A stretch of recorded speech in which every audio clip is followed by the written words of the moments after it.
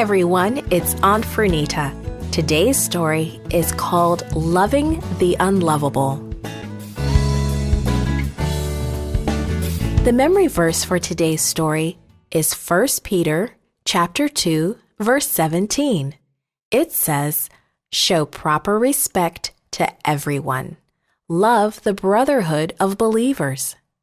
Today's message is God wants me to include those who get left out. When Raphael and his family moved to a new neighborhood, he felt lost. He felt lonely at his new school. Then one day, a student came up to him in the hall and said, "Hi, I'm Corinne.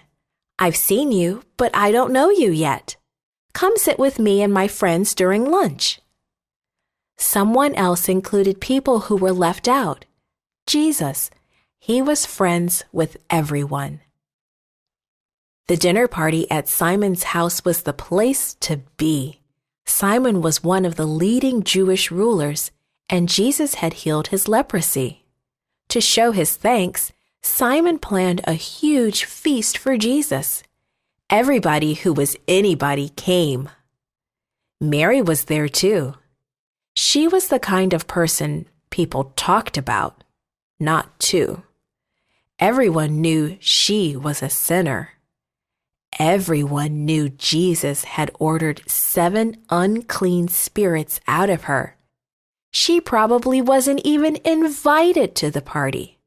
But since she followed Jesus everywhere, no one stopped her. They just wanted her to stay quietly in the background. Mary knew about her reputation. She knew she was not accepted in polite company, but she wanted to show Jesus how thankful she was. She had with her a small alabaster jar of perfumed ointment. When no one was looking, she poured the ointment over Jesus' head and feet. Her tears of love and thanks flowed into the ointment. Quietly, she knelt down and wiped Jesus' feet with her long, flowing hair. Probably no one would have noticed if it weren't for the fragrance. It smelled so good and quickly filled the whole room. People started talking. "That stuff is expensive," they whispered to each other. "It cost what a man earns in a whole year. If she sold it, the money could have been given to the poor. What a waste." Simon had a different thought. If Jesus really were a prophet, he wouldn't let that woman touch him. She's a terrible sinner. Mary was caught, and she was embarrassed. Jesus knew what Simon was thinking. He also knew what Mary was feeling. "Leave her alone," he told the whisperers. "You will always have the poor with you, but you won't always have me. She has done a beautiful thing for me." Then Jesus turned to Simon.